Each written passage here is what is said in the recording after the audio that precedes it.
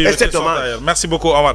C'est bien dit. Alors le grand Ali Sow yow itam ñu bàyyi la nga defal ñu votre analyse par rapport à cette actualité là lecture bi nga ciy am l'affaire Badara Gadiaga muy prétexte également ñuy waxtaanee lu jëm ci liberté d'expression au Sénégal est-ce que menacé wul. C'est-à-dire que Mohamed. Olof dafa wax ni lu kii ca lu feeñ ci ngoro la. lu feeñ ci sëy ba nuyoon na ca ngoro la. lu feeñ ci sëy ba nuyoon na ca ngoro la waaw. xam nga nii xëy na on voyait venir quoi. oui c'est évident. am na yoo xam ne amoon na fi démb tey doog a ñëw. eh bien yooyu bi ñu ko daan wax. wax dëgg yàlla. eh bien ñun dañu doon tam dëmm. tout à fait. te yàggul dara. wax bu njëkk bi nag moo doon dañu bañ diw dañu soxor dañu machin lu nekk yàq nañ ñu ko. oui. àdduna di dox ci diir bu gàtt yu bari di feeñ au jour d'aujourd'hui. oui. décision de justice bi sanctionné Ousmane Sonko ci kaawu rabat d'arrêt bi décision de justice boobu kenn musu ci gis kenn munu ci lire le mot prostituée. amul problème bi kay moom mooy un juriste confirmé nan la mënee génnee wax boobu.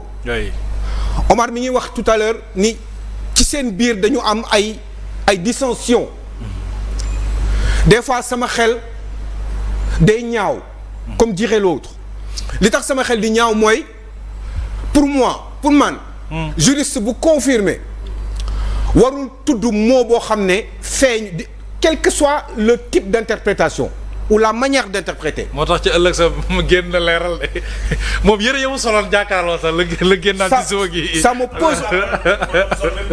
waaw allez-y Aliou. Amadou Ba.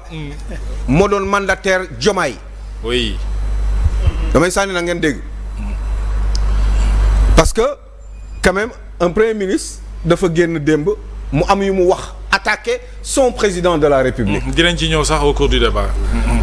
Amadou Ba moom moo ñëw wax mooy rectifier wu moom la ñu critiquer ci seen biir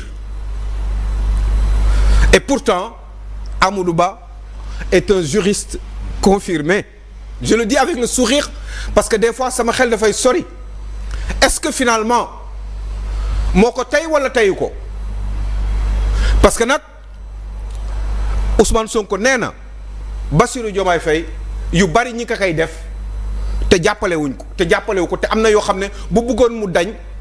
day dañ waaw.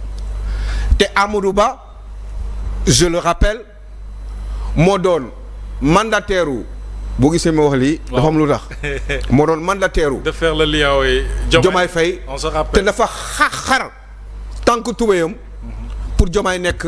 président candidat à l'élection présidentielle. bien sûr oui. ci moment bi nga xam ne woon Bassirou Diomaye Faye ci boppam moom xamoon na ni moom ñu bari bëgguñu ko te sax ay regret amoon na moment boobu. muy poser candidature am. kon xañ na train moom bu avancé ba toll ci benn niveau pour mu freiner il faut mu yegg ca gaar ba. te ni mu defee woon kenn mënatul woon dellu ginnaaw.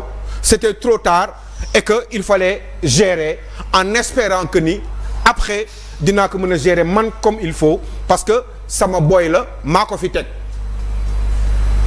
waaye loolu mooy indi problème bi léegi. quand même. Et bien finalement on se rend compte que ni c'est pas forcément toujours le cas te loolu xëy na après dinañ ci ñëw. bien sûr. une chose est sûre. oui mooy ku ñuy wax Badara Gadiaga li ngeen wax du ma si delloo parce que sénégalais dégg nañ ko. on pense tous la même chose. bien sûr. Badara Gadiaga man xaw ma lan la def. man de li mu def ñëpp teg nañ ci seen bët li mu wax mooy répéter interpréter de manière. explicite un jugement. mais lu leer nañ. oui. non waaw. expliquer. waaw mais waaw non xam nga boo waxee dara ñu ne ah kon yow koy leer na. li nga bëgg a wax. waaw moom nee na dafa am prostituée. ak client. ñuy wax ci waxu mbir moomee. prostituée client bu dee Adji Sarr prostituée la. waaw forcément le client. kan la. c'est du Alioune Sow du Moutalla Seck il me semble. oui. parce que bu fekkee ni rek. moom moo ne xam nga c'est simple. moom moo ne client bi prostituée bi Adji Sarr la. Adji Sarr kenn rek la seexal te du man. dana waar. kon mbir mi leer na. léegi nag man damay ñaan yàlla parce que nag Mohamed affaire bi day metti trop ci sa xol. te da ngay sentir ni. ça fait mal doo si mën dara. moi je me sens incapable. impuissant. mënuma ci dara. oui. te yàlla nañu yàlla may xolu muñ. parce que wax dëgg yàlla lii nii amaat nii ci Badara may wax ñu ne yóbbu nañ ko instruction. oui ça veut dire que y a quelque chose qui ne va pas dans ce pays là. ñun est-ce que ce pays dañu am malédiction. est-ce que yàlla daf ñuy toroxal.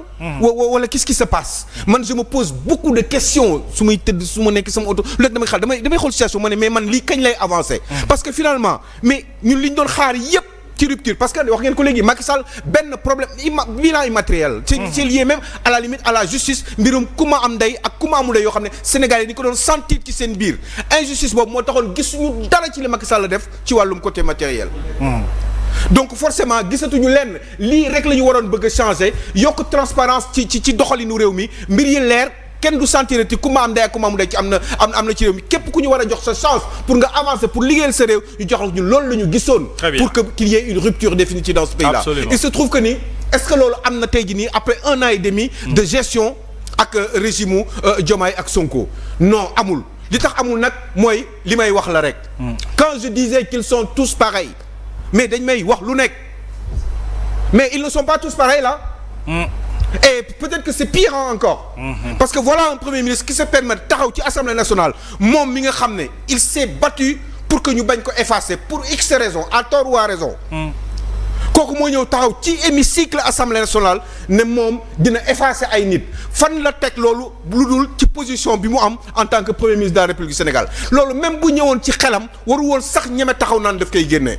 rien que parce que rek dafa bëggal réew mi dara dafa bëgg changer mbir yi dafa bëgg réew mi Sénégalais yi am ay ngëneel loolu rek waroon na mën a tax mu bañ a génnee loolu ci gémmiñam même bu fekkee ne ça peut lui arriver d'y penser.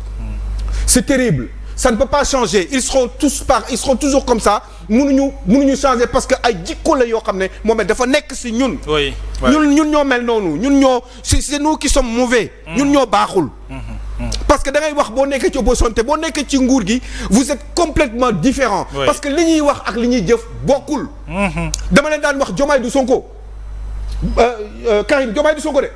yàgg naa ne Diomaye du Sonko. loolu la ñu jaay moom le tandem. Diomaye mënul nekk Sonko et je l'ai dit il y a 2 ans. je l'ai dit il y a 1 an et demi bi ñuy toog di campagne ma ne c'est pas vrai Diomaye du Sonko ce n'est qu'un slogan de campagne électorale pour leurrer les Sénégalais. waaye wallaay di ngeen xam ne Diomaye du Sonko. très bien loolu waa démb leeralu leen ni Diomaye du Sonko. wala démb Diomaye et Sonko toujours. jumeau. même ndey même baay même biir. mu doon vrai jumeau. ñu nuroo bakken nuroo sax ay denture nuroo ay bëñ dinañ am différence. c'est ça mënut a waaye yàlla dafa def nag au Sénégal. c'est le président de la République. qui définit et conduit ou fait conduire la politique de la nation. c'est ça te benn Sénégalais la kooku la ñu fal ci benn diir. il doit moom mooy joxe vision am ñeneen ñi dérouler. et ce n'est pas forcément. ce n'est même pas du tout Ousmane Sonko c'est Bassirou Diomaye Faye. Absolument. donc au jour d'aujourd'hui on se rend bien compte que. Diomaye n'est pas Sonko. très bien alors je vais proposer une petite vidéo bu gàtt rek ñu dem seetaan ko et puis avec la complicité de la régie si c'est bon ñu dem seetaan ko revenir sur le plateau de Ndoumbelane à tout de suite. ngeen ko dégloo ba noppi ngeen méngale ko ak xew-xewu tey yow ndaw mi doon xeex démb ñuy wax ngay déglu di tàcc